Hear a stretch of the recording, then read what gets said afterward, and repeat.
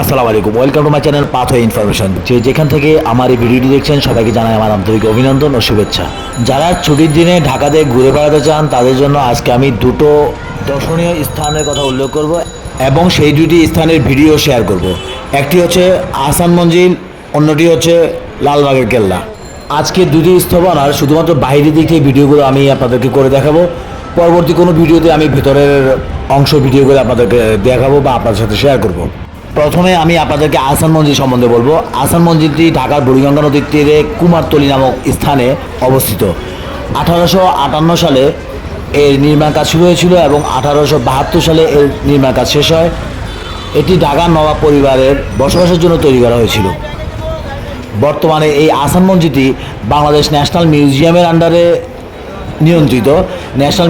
Bangladesh national মিউজিয়ামই এই আহসান মঞ্জিলের দেখভাল করে থাকে এবং রক্ষণাবেক্ষণ করে থাকে। এটি বর্তমানে মিউজিয়াম হিসেবে ব্যবহৃত হচ্ছে। এই মিউজিয়ামে গেলে আপনি জানতে পারবেন নবাবরা কখন কীভাবে ঢাকা শাসন করেছিল, তাদের চালচলন কেমন ছিল এবং তাদের ইতিহাস সম্পর্কে বিস্তারিত জানতে পারবেন এই মিউজিয়ামে গেলে। এবং এই মিউজিয়ামে ঢাকা শহরের সংক্ষিপ্ত ইতিহাসও রয়েছে, আপনারা তাও জানতে পারবেন।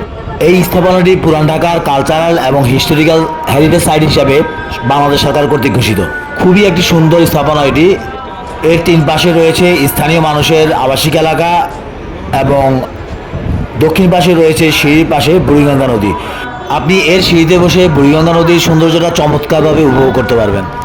এই আহসান মঞ্জিলে প্রবেশ করতে হলে আপনাকে টিকিট কেটে প্রবেশ করতে হবে। 3 টাইপের টিকিট এরা দিয়ে থাকে। এক হচ্ছে বাচ্চাদের জন্য যারা 12 বছরের নিচে, দ্বিতীয় টাইপের হচ্ছে অ্যাডাল্টদের জন্য এবং তৃতীয় টাইপ হচ্ছে বিদেশি পর্যটকদের জন্য। বিদেশি পর্যটকদের জন্য আবার 2 ভাগে ভাগ করা হয়েছে। একটি হচ্ছে সার্কভুক্ত দেশের পর্যটক, অন্যটি হচ্ছে সার্কভুক্ত ছাড়া বাকি বিশ্বের পর্যটক। যারা শিশু তাদের জন্য হচ্ছে 20 টাকার টিকিট, যারা প্রাপ্তবয়স্ক তাদের জন্য হচ্ছে 40 টাকা টিকিট, যারা সার্কভুক্ত দেশের নাগরিক তাদের জন্য 300 টাকা টিকিট এবং সার্কভুক্ত দেশের বাইরে যারা আছেন তাদের জন্য 500 টাকার টিকিট কেটে এর ভিতরে প্রবেশ করতে হবে। ভিউয়ার্স, এরকম চমৎকার একটি লোকেশনে আপনি কিভাবে যাবেন আমি আপনাদেরকে বলে দিচ্ছি কিভাবে আপনারা এই লোকেশনে যাবেন। ঢাকা শহরের যে কোনো জায়গা থেকে সিএনজি বা গাড়িতে করে আপনি সরাসরি চলে আসতে পারেন বুড়িগঙ্গা নদীর তীরে পাটডির পাশে এই আহসান মঞ্জিলে। অথবা আপনি যদি বাসে করে আসতে চান অথবা যদি পায়ে হেঁটে আসতে চান তাহলে আপনাকে প্রথমে গুলিস্তান আসতে হবে।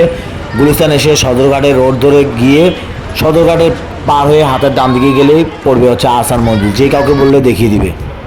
চমৎকার এই লোকেশন থেকে আপনি একবার ঘুরে আসতে পারেন যদি আপনি কখনো ঢাকা আসেন। এই আহসান মঞ্জিল যেন মিস না হয়।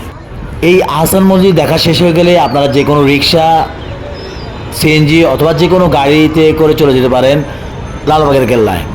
চকবাজার পার হয়ে লালবাগের কেল্লার অবস্থান। এই লালবাগের কেল্লা যদি আপনি আহসান মঞ্জিল থেকে না যেতে চান তাহলে আপনাকে যে কোনো জায়গা থেকে রিক্সা বা সিএনজি বা যে কোনো গাড়িতে করে সরাসরি লালবাগের কেল্লা যেতে হবে। অথবা ঢাকা ইউনিভার্সিটির দক্ষিণ দিকে পলাশী, আজিমপুর, নাজিমউদ্দিন রোড এর যে কোনো এলাকা থেকে আপনি পায়ে হেঁটে রিক্সায় অথবা সিএনজিতে করে অথবা যে কোনো গাড়িতে আপনি লালবাগের কেল্লা চলে আসতে পারেন। আপনি যেতে কোনো সমস্যা হবে না, যে কাউকে বললে দেখিয়ে দিবে লোকেশন, অথবা আপনি গুগল ম্যাপ ধরে খুব সহজেই চলে যেতে পারবেন। এই লালবাগের কেল্লাটির মূল নাম ছিল আওরঙ্গাবাদ ফোর্ট। সম্রাট আওরঙ্গজেবের পুত্র মোহাম্মদ আজম শাহ এই কেল্লার নির্মাণ কাজ শুরু করেন এবং পরবর্তীতে শায়েস্তা খানের তত্ত্বাবধানে এর নির্মাণ কাজ চলতে থাকে। কিন্তু এক সময় শায়েস্তা খানের কন্যা পরী বিবির মৃত্যুর ফলে এই লালবাগের কেল্লার কাজ টোটালি বন্ধ হয়ে যায় এবং এই লালবাগের কেল্লার ভেতরেই পরী বিবিকে সমাহিত করা হয়। শায়েস্তা খানের বিভিন্ন ধরনের কুসংস্কারের কারণে তখনকার সময় এই লালবাগের কেল্লাটি অশুভ হিসেবে মানুষের কাছে পরিচিতি পেতে শুরু করে। বর্তমানে বাংলাদেশ সাংস্কৃতিক মন্ত্রণালয়ের অধীন প্রত্নতত্ত্ব অধিদপ্তর এই লালবাগের কেল্লাটি নিয়ন্ত্রণ ও পরিচালনা করছে। বাংলাদেশ সরকার এই লালবাগের কেল্লাকে বাংলাদেশ সরকার এই লালবাগের কেল্লাকে হেরিটেজ সাইট হিসেবে ঘোষণা করেছে। ভিউয়ার্স, আজকের এই ভিডিওতে আমি আহসান মঞ্জিল ও লালবাগের কেল্লা সম্পর্কিত সামান্য ইনফরমেশন দেওয়ার চেষ্টা করেছি এবং বাইরের ভিডিওগুলো দেওয়ার চেষ্টা করেছি এবং কীভাবে যেতে হবে তার বর্ণনা দিয়েছি। সামনে কোনো ভিডিওতে আমি ভেতরের ইনফরমেশন দেওয়ার চেষ্টা করব এবং ভেতরের ভিডিওগুলো দেওয়ার চেষ্টা করব। যদি ভালো লাগে অবশ্যই আপনারা গিয়ে ঘুরে আসবেন। ভিউয়ার্স, আমার এই চ্যানেলের মাধ্যমে আমি চেষ্টা করি বাংলাদেশের বা আমার ভালো লাগার জিনিসগুলো আপনাদের সাথে তুলে ধরার জন্য, আপনাদের সাথে শেয়ার করার জন্য। যদি ভালো লাগে অবশ্যই আমার চ্যানেলটি সাবস্ক্রাইব করবেন এবং অন্যদের সাথে শেয়ার করবেন যেন সবাই জানতে পারে, দেখতে পারে, বুঝতে পারে। এবং যদি আপনাদের কিছু জানা থাকে আমাকে অবশ্যই কমেন্টসে লিখবেন। যদি কোনো সাজেশন দেওয়ার প্রয়োজন মনে করেন অবশ্যই আমাকে কমেন্টসে লিখবেন, এতে আমার জন্য ভালো হবে। ভিডিওটি না টেনে দেখার জন্য সবাইকে ধন্যবাদ। দেখা হবে পরবর্তী কোনো ভিডিও নিয়ে, সে পর্যন্ত সবাই ভালো থাকুন। আসসালামু আলাইকুম।